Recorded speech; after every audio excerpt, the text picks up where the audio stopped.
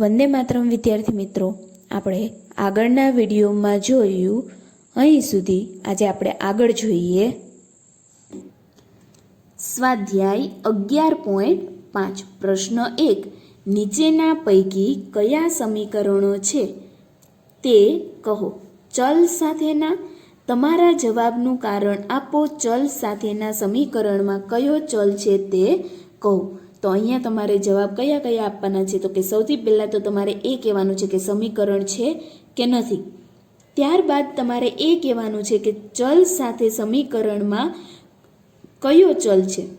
એટલે કે તમારી પાસે અહીંયા જે સંખ્યાઓ આપેલી છે, જે સમીકરણ આપેલું છે, એમાં ચલ કયો દર્શાવે છે એ તમારે અહીંયા કહેવાનું છે.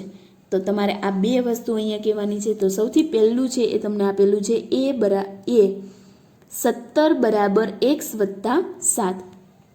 હવે અહીંયા વચ્ચે બરાબરની નિશાની છે, તો આપણે એને સમીકરણ કહી શકીએ? તો કે હા, કારણ કે તમે અહીંયા આગળ માહિતીમાં પણ સમજી ગયા છો કે જ્યારે પણ તમને સમીકરણ દર્શાવેલું હોય ત્યારે વચ્ચે સમતાની નિશાની એટલે કે બરાબરની નિશાની હોવી જોઈએ. બરાબર સિવાયની જે કોઈ પણ નિશાની તમને આપેલી હોય ત્યાં તમે સમીકરણ છે એવું કહી શકો નહીં. તો અહીંયા 17 બરાબર x વત્તા 7 વચ્ચે બરાબરની નિશાની છે, તો આપણે એને સમીકરણ કહી શકીએ. તો અહીંયા લખીએ કે આ સમીકરણ છે. અને બીજો સવાલ તમારે એ કહેવાનો છે કે આ જે સમીકરણ છે એમાં ચલ કયો છે. તો તમે જોઈ શકો આમાં ચલ કયો છે. તો તમને જે ABCDનો અક્ષર દેખાતો હોય એને ચલ કહી શકો. તો એ શું છે? તો કે x. તો તમે અહીંયા લખી શકો કે અહીં એક ચલ x છે. અને તમને અહીંયા જે સમીકરણમાં કયો ચલ છે એ પણ આપેલું છે. ત્યારબાદ તમારે એ પણ કહેવાનું હતું કે તમારા જવાબનું કારણ પણ આપો. હવે આ સમીકરણ છે એ તમને કઈ રીતે ખબર પડી? તો કે અહીંયા બરાબરની નિશાની છે, તો અહીંયા લખી શકાય કે તેમાં બરાબરનું ચિહ્ન હોવાથી. આ રીતે કહી શકાય. ત્યારબાદ બી છે. બીમાં તમને આપેલું છે t-7 ગ્રેટર ધેન 5. હવે અહીંયા ગ્રેટર ધેન આપેલું છે, તો તમે સમીકરણ કહી શકો નહીં. તો તમે અહીંયા લખી શકો કે અહીં ગ્રેટર ધેનની નિશાની ચિહ્ન ગ્રેટર ધેનનું ચિહ્ન હોવાથી સમીકરણ નથી. તો આ સમીકરણ છે નહીં. જો સમીકરણ ન હોય તો તમારે ચલ કહેવાની જરૂર પડતી નથી. તો આગળ જોઈએ ત્યાર પછીનું. એમાં તમને કીધેલું છે 4/2 બરાબર 2. હવે તમને એમાં પહેલાં સમીકરણનું પૂછેલું છે, તો આપણે જોઈએ કે અહીંયા બરાબરની નિશાની છે, તો તમે સમીકરણ કહી શકો? તો કે હા. તો અહીંયા ત્યાર પછી તમારે એ પણ જોવાનું કે અહીંયા જે સમીકરણ છે એમાં ચલ અને અચલ બંને હોવા જોઈએ, તો જ તમે સમીકરણ કહી શકો. પણ અહીંયા ચલ તમને ક્યાંય જોવા મળતો નથી, તો આને સમીકરણ આપણે કહીશું નહીં. શા માટે? કારણ કે તેમાં ચલ નથી. તમારે એ પણ જોતું રહેવાનું કે બરાબરની નિશાની તો છે, પણ સાથે સાથે તમારી પાસે ચલ પણ હોવો જોઈએ, તો જ તમે એને સમીકરણ કહી શકો. તો અહીંયા લખી દઈએ આપણે આ સમીકરણ નથી. અને કારણ લખીએ તો એમાં તમારે એમ લખવાનું કે તેમાં ચલ નથી. તેથી આપણે આને સમીકરણ કહી શકીએ નહીં. ત્યાર પછી છે ડી. ડીમાં તમને કીધું છે 7 × 3 -19 બરાબર 2. હવે અહીંયા પણ સેમ રીત બરાબરની નિશાની છે, પણ તમને ક્યાંય પણ ચલ જોવા મળતો નથી. તો તમે અહીંયા લખી શકો આ રીતે, ડબલ પણ લખી શકો અને એક વાક્યમાં પણ લખી શકો કે અહીં ચલ ન હોવાથી સમીકરણ નથી. ત્યાર પછી 5 × 4 -8 બરાબર 2x. હવે અહીંયા બરાબરની નિશાની છે અને સાથે સાથે તમને ચલ પણ જોવા મળે છે, તો બરાબરની નિશાની પણ છે, ચલ પણ છે, તો આને સમીકરણ આપણે કહીશું. તો આપણે અહીંયા લખીએ કે અહીં બરાબરનું ચિહ્ન હોવાથી સમીકરણ છે. અને ત્યારબાદ તમારે એ પણ અહીંયા લખવાનું છે કે ચલ કયો છે, તો કે એક્સ. તો અહીંયા લખી શકાય કે તેમાં ચલ એક્સ છે. ત્યારબાદ એફ એક્સ માઇનસ 2 બરાબર 0. બરાબરની નિશાની પણ છે, ચલ પણ છે, તો આને સમીકરણ આપણે કહીશું તો કે હા. તો અહીંયા લખી દઈએ કે અહીં બરાબરનું ચિહ્ન હોવાથી સમીકરણ છે. ત્યારબાદ તેમાં તમારે અહીંયા ચલ પણ જોવાનો છે. તો એમાં ચલ કયો છે, તો કે એક્સ. તો અહીંયા આપણે એ પણ લખી શકીએ કે તેમાં ચલ એક્સ છે. ત્યારબાદ આગળ જોઈએ જી 2m <30. હવે અહીંયા લેસ ધેનની નિશાની છે, તો તમે અહીંયા કહી શકો નહીં કે આ છે એ સમીકરણ છે. તો આપણે અહીંયા લખીએ કે અહીં લેસ ધેનનું ચિહ્ન હોવાથી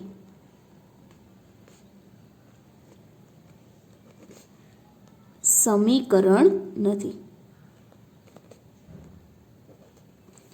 ત્યારબાદ અહીંયા ચિહ્ન લેસ ધેનનું છે તો સમીકરણ નથી, તો તમારે ચલ લખવાની જરૂર પડતી નથી. આગળ જોઈએ h 2n + 1 બરાબર 11. 2n + 1 છે અને બરાબરની નિશાની છે. બરાબરની નિશાની છે સાથે સાથે ચલ પણ છે, તો તમે અહીંયા લખી શકો કે અહીં બરાબરનું ચિહ્ન હોવાથી સમીકરણ છે. ત્યારબાદ અહીંયા ચલ કયો છે, તો કે n. તો અહીંયા એમ પણ લખી શકાય કે તેમાં ચલ n છે. ત્યારબાદ i 7 બરાબર 11 × 5 - 12 × 4.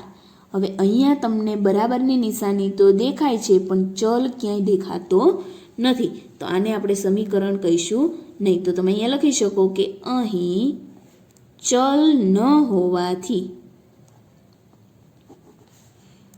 સમીકરણ નથી.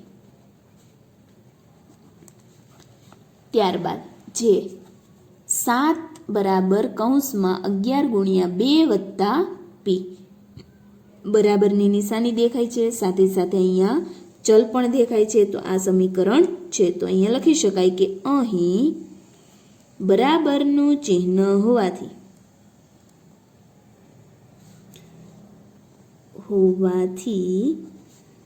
સમીકરણ છે.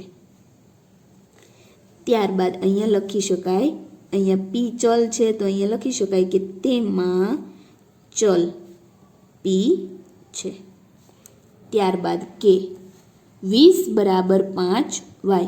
બરાબરની નિશાની છે સાથે સાથે ચલ પણ છે, તો અહીંયા લખી શકાય કે અહીં બરાબરનું ચિહ્ન હોવાથી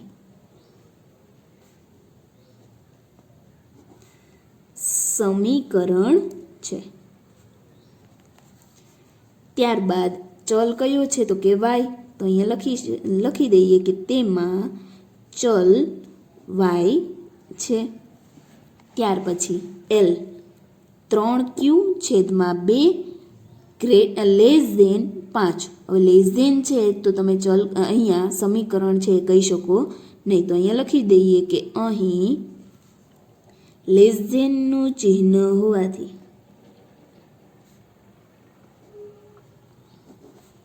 સમીકરણ નથી. ત્યારબાદ m z + 12 > 24. ગ્રેટર ધેનની નિશાની છે તો પણ આપણે અહીંયા સમીકરણ કહી શકીએ નહીં, તો અહીંયા લખી દઈએ કે અહીં ગ્રેટર ધેનનું ચિહ્ન હોવાથી સમીકરણ નથી. ત્યારબાદ છે n 20 માઇનસ કૌંસમાં 10 માઇનસ 5 બરાબર 3 ગુણ્યા 5. તો અહીંયા તમે જોઈ શકો બધામાં તમને ક્યાંય પણ ચલ દેખાતો નથી. બરાબરની નિશાની છે પણ ચલ નથી, તો આને આપણે સમીકરણ કહીશું નહીં. તો અહીંયા આપણે લખી દઈએ કે અહીં ચલ ન હોવાથી સમીકરણ નથી. ત્યારબાદ આગળનું 7 માઇનસ એક્સ બરાબર 5. અહીંયા બરાબરની નિશાની પણ છે, સાથે સાથે ચલ પણ જોવા મળે છે, તો આપણે આને સમીકરણ કહીશું. તો અહીંયા લખી દઈએ કે અહીં બરાબરનું ચિહ્ન હોવાથી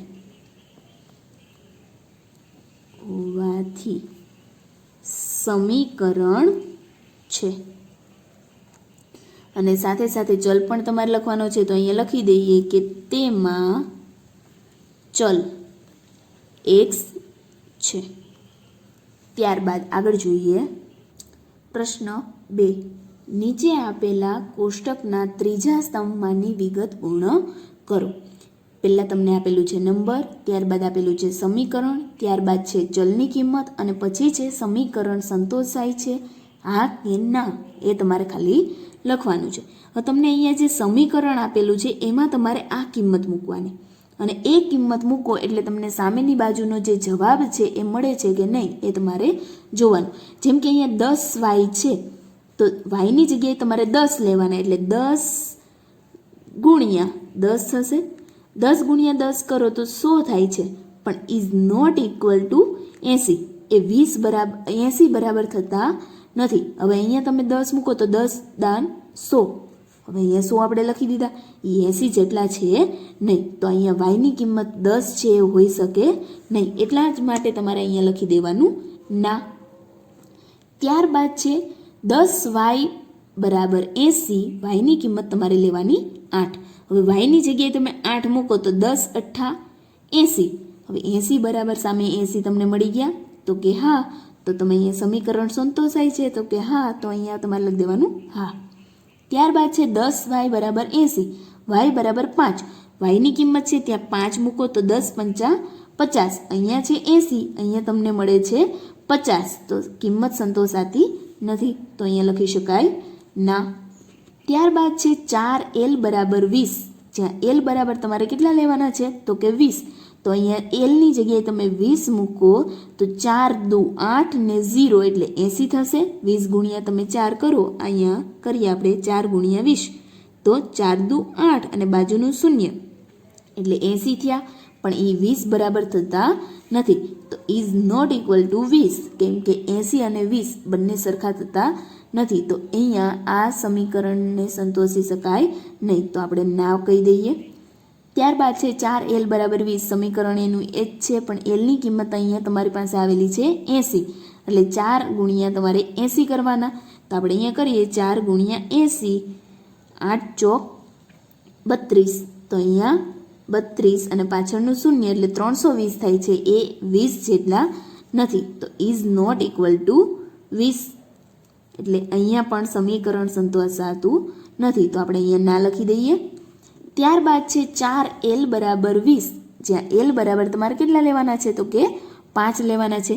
તો l બરાબર તમે અહીંયા 5 લ્યો, અહીંયા 4 છે તો 5 ચોક 20. અહીંયા સામે પણ તમને 20 જોવા મળે છે, તો અહીંયા સમીકરણ સંતોષાય છે, તો આપણે હા લખી દઈએ. ત્યારબાદ છે b પ્લસ 5 બરાબર 9, જ્યાં b બરાબર તમારે કેટલા લેવાના 5. તો 5 વત્તા 5 10 થાય છે, જ્યારે અહીંયા આપેલા છે 9. તો આ સમીકરણ સંતોષાય નહીં, તો આપણે ના કહી દઈએ કે બીની કિંમત 5 છે એ હોઈ શકે નહીં. ત્યારબાદ છે b વત્તા 5 ઇક્વલ ટુ 9.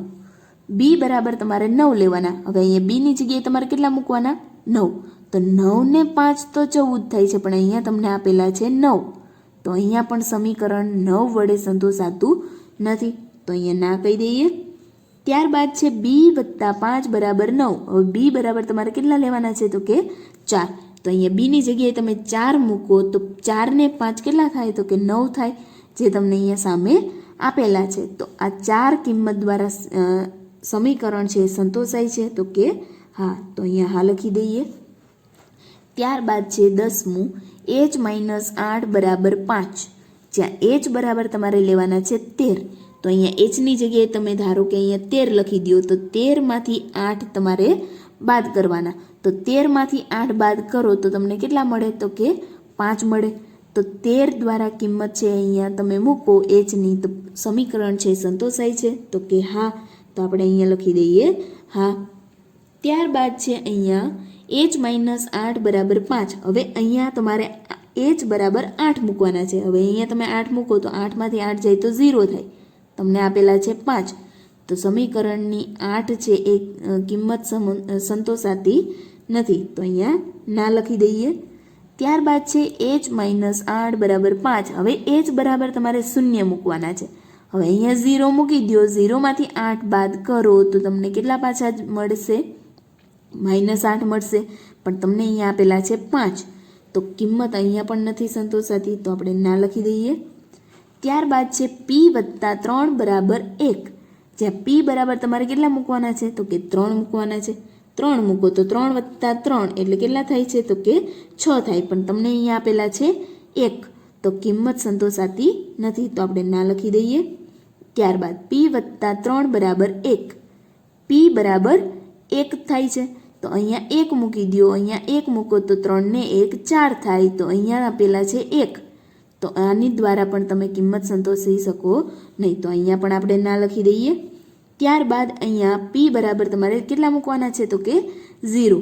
હવે અહીંયા 0 મૂકી દો તો 0 + 3 તો 3 થાય છે. પણ તમારી પાસે અહીંયા વધે છે 1. તો અહીંયા પણ કિંમત સંતોષાતી નથી. તો આપણે અહીંયા ના લખી દઈએ. ત્યારબાદ p+3 બરાબર 1. હવે p બરાબર તમારે લેવાના છે -1. હવે તમે અહીંયા -1 મૂકો તો માઇનસ પ્લસ -3માંથી 1 જાય તો 2. તો અહીંયા આવશે 2. પણ તમને અહીંયા મળે છે 1. તો આના દ્વારા પણ કિંમત સંતોષાતી નથી. તો આપણે ના લખી દઈએ. ત્યારબાદ છેલ્લે તમને આપેલું છે -2. હવે p બરાબર તમે -2 લખો +3. તો +3 છે એ મોટા છે, -2 છે એ નાના છે. તો 3માંથી તમે 2 બાદ કરો તો મોટાની નિશાની એટલે આની નિશાની આવશે તો 1 જ આવશે. તો અહીંયા જવાબ તમને સંતોષાય છે? તો કે હા. તો આપણે અહીંયા લખી દઈએ હા. ત્યારબાદ આગળ જોઈએ પ્રશ્ન 3. કૌંસમાં આપેલી કિંમતમાંથી દરેક સમીકરણનો કયો ઉકેલ છે તે શોધી કાઢી બતાવો કે બીજી કિંમતો સમીકરણનું સમાધાન કરતી નથી. હવે તમે આગળના કોષ્ટકમાં કર્યું એ જ પ્રમાણે તમારે અહીંયા કૌંસમાં જે કિંમત આપેલી છે એ કિંમત m બરાબર તમારે આમાં મૂકવાની, અને કઈ એવી કિંમત છે કે જે સમીકરણનું સમાધાન કરે છે એ તમારે જોવાનું છે. તો સૌથી પહેલાં આપણે ડાબી બાજુ જોવાની, એ જમણી બાજુ બરાબર હોવી જોઈએ. જો ડાબી બાજુ અને જમણી બાજુ સરખી મળે તો જ તમે એ કહી શકો કે આપેલું અહીંયાથી કઈ સંખ્યા એવી છે કે જે સમીકરણનું સમાધાન કરે છે. પહેલી છે 10. તો આપણે અહીંયા લખીએ m બરાબર 10 લેતા. હવે અહીંયા તમે mની કિંમત મૂકો તો અહીંયા લખીએ ડાબી બાજુ બરાબર 5m અને 5 ગુણ્યા આપણે 10 લખીશું તો 5 દાન 50. હવે અહીંયા 50 છે, સામેની સાઈડ તમને મળે છે 60. તો તમે અહીંયા લખી શકો કે ડાબા ઇઝ નોટ ઇક્વલ ટુ જબા. ડાબી બાજુ અને જમણી બાજુ સરખી નથી. ત્યાર પછી છે બીજું તમને કીધું છે 5. તો આપણે અહીંયા લખીએ m બરાબર 5 લેતા. તો સમીકરણમાં ડાબી બાજુમાં આપણે 5 મૂકીએ તો ડાબા બરાબર 5m અને m બરાબર આપણે અહીંયા લઈશું 5. તો અહીંયા લખી દઈએ 5 ગુણ્યા 5 પચું 25. હવે અહીંયા તમને 60 આપેલા છે જમણી બાજુ, જ્યારે તમને અહીંયા મળે છે 25. તો તમે અહીંયા લખી શકો કે ડાબા ઇઝ નોટ ઇક્વલ ટુ જબા. ત્યાર પછી ત્રીજું તમને આપેલું છે 12. તો એમાં લખીએ m બરાબર 12 લેતા. m બરાબર 12 લ્યો તો અહીંયા લખીએ ડાબા બરાબર 5m. 5 ગુણ્યા mની જગ્યાએ આપણે લખી દઈએ 12. તો 12 × 5 = 60. તો તો અહીંયા ડાબી બાજુ તમને 60 મળી ગઈ છે, અહીંયા પણ 60 છે, તો તમે અહીંયા લખી શકો કે ડાબા ઇક્વલ ટુ જબા. ડાબી બાજુ અને જમણી બાજુ સરખી છે. જ્યારે તમને છેલ્લું આપેલું છે 15, તો અહીંયા આપણે 15 લખીએ એમ બરાબર 15 લેતા. હવે 15 તમે લ્યો તો અહીંયા ડાબી બાજુમાં લખી શકો ડાબા બરાબર 5 એમ. 5 ગુણ્યા એમની જગ્યાએ આપણે મૂકીએ 15, તો 15 પંચા 75. હવે અહીંયા 75 છે, અહીંયા તમને 60 મળે છે, તો ડાબા ઇઝ નોટ ઇક્વલ ટુ જબા, એટલે કે ડાબી બાજુ અને જમણી બાજુ સરખી નથી. તો આ બધી સંખ્યાઓ તમે મૂકીને જોયું તો એવી કઈ સંખ્યા છે કે જે સમીકરણનો ઉકેલ ગણાય છે કે ડાબી બાજુ અને જમણી બાજુ સરખી મળે? તો એવી સંખ્યા છે 12. તો આ સમીકરણ છે એનો ઉકેલ કયો ગણાશે? તો કે 12 ગણાશે. તો આપણે અહીંયા લખીએ કે 10, 5, 12 અને 15માંથી એમ બરાબર 12 લેતા 5 એમ ઇક્વલ ટુ 60નું સમાધાન થાય છે. તેથી તેનો ઉકેલ એમ બરાબર 12 મળે. બાકીના બધા છે એ આનો ઉકેલ ગણાશે નહીં. ત્યાર પછીનું છે એ બી જોઈએ. એમાં તમને આપેલું છે n + 12 બરાબર 20, જ્યાં n બરાબર તમારે આ બધી સંખ્યા મૂકવાની છે. તો આપણે અહીંયા મૂકીને જોઈએ ડાબી બાજુ લેવાની તમારે. સૌથી પહેલાં આપણે n બરાબર લઈશું 12, તો અહીંયા લખીએ 12 લેતા. હવે n બરાબર 12 લ્યો તો પહેલાં તમારે ડાબી બાજુ લખવી પડે. તો ડાબા બરાબર n + 12, જ્યાં n ની કિંમત તમારે 12 મૂકવાની છે, તો 12 + 12, તો 12 ને 12 થશે 24. જ્યારે તમને અહીંયા આપેલા છે 20, તો તમે અહીંયા લખી શકો કે ડાબા ઇઝ નોટ ઇક્વલ ટુ જબા, એટલે કે ડાબી બાજુ અને જમણી બાજુ સરખી નથી. ત્યારબાદ n બરાબર આપણે લઈશું 8 લઈએ, લખીએ ડાબી બાજુ બરાબર n + 12 આવશે. n + 12 લીધા. હવે n ની જગ્યાએ તમારે મૂકવાના છે 8. 8 + 12, 8 ને 12 તો 20 થાય છે, એટલે કે ડાબી બાજુ અને જમણી બાજુ તમને સરખી મળી ગઈ. તો આપણે અહીંયા લખીએ ડાબા ઇક્વલ ટુ જબા, એટલે કે ડાબી બાજુ અને જમણી બાજુ સરખી છે. ત્યારબાદ છે 20, જેમાં તમારે ડાબી બાજુ અને જમણી બાજુ લેવાની. તો સૌથી પહેલાં આપણે અહીંયા લખીએ n બરાબર 20. ડાબી બાજુ લઈએ ડાબા બરાબર n + 12 લેવાના. n + 12, n ની જગ્યાએ તમારે મૂકવાના છે 20, તો 20 + 12, 20 ને 12 સરવાળો કરો તો તમને મળશે 32. તો અહીંયા 32 છે, અહીંયા તમને મળે છે 20, એટલે કે ડાબી બાજુ અને જમણી બાજુ સરખી નથી. તો આપણે અહીંયા લખી દઈએ ડાબા ઇઝ નોટ ઇક્વલ ટુ જબા. ત્યાર પછી છે છેલ્લી કિંમત 0. તો અહીંયા આપણે 0 મૂકીએ n બરાબર 0 લેતા. તો ડાબી બાજુમાં મૂકીએ ડાબા બરાબર n + 12. n બરાબર આપણે મૂકી દઈએ 0 + 12, 0 + 12 કરવો એટલે 12 મળશે. તો ડાબી બાજુ એ જમણી બાજુ જેટલી જ છે, તો તમે અહીંયા લખી શકો કે ડાબા ઇક્વલ ટુ જબા, એટલે કે ડાબી બાજુ અને જમણી બાજુ ઇઝ નોટ ઇક્વલ ટુ જબા, એટલે કે ડાબી બાજુ અને જમણી બાજુ સરખી નથી. અહીંયા 20 છે, અહીંયા 12 છે, બંને સરખા નથી. તો તમે જોઈ શકો કે આ 4 રકમમાંથી કઈ એવી કિંમત છે કે જે આપેલ સમીકરણનું સમાધાન કરે છે? તો કે n બરાબર 8. તો આપણે અહીંયા લખીએ કે 12, 8, 20 અને 0માંથી n બરાબર 8 લેતા સમીકરણ n + 12 બરાબર 20નું સમાધાન થાય છે. તેથી તેનો ઉકેલ n બરાબર 8 મળે.